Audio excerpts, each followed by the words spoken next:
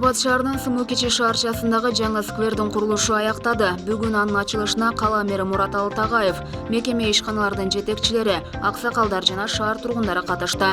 Буга чейин кароосуз жаткан жай эми шаардыктардын заманбап эс алуучу жайына айланды.